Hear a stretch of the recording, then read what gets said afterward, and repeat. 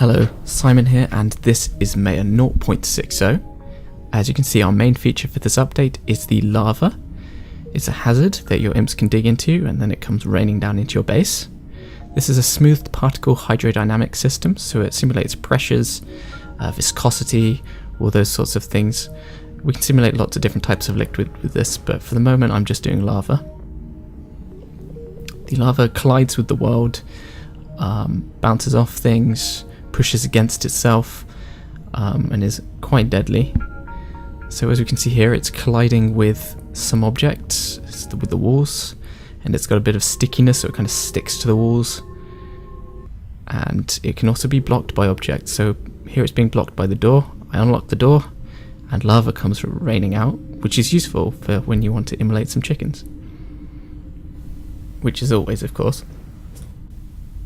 Also, if you need to stop it, using bulkhead doors is usually a good way. Or if you don't have enough time, mining explosives can be placed, so you can set off your explosives and the world will quickly block things. So when digging, it's sometimes useful to leave mining explosives around, so a lava breach doesn't immolate your entire base. But lava isn't everything that's in this update. There's also plenty of new features. So first of all, we're going to look at my base, and we're quite zoomed in, so we can zoom in much further now, and we can zoom out a lot more to get a slightly more ant farmish kind of view. I prefer being zoomed in, being a dungeon keeper player.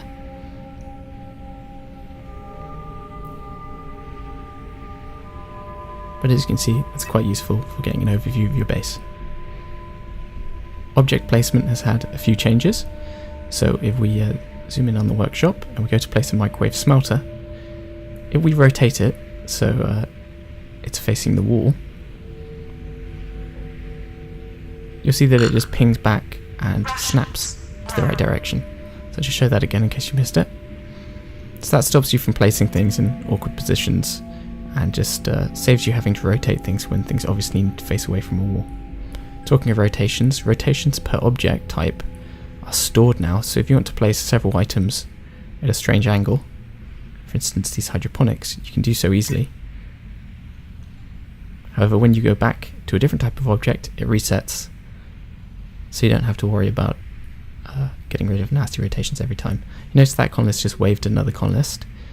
They now have relationships between themselves stored and expressed.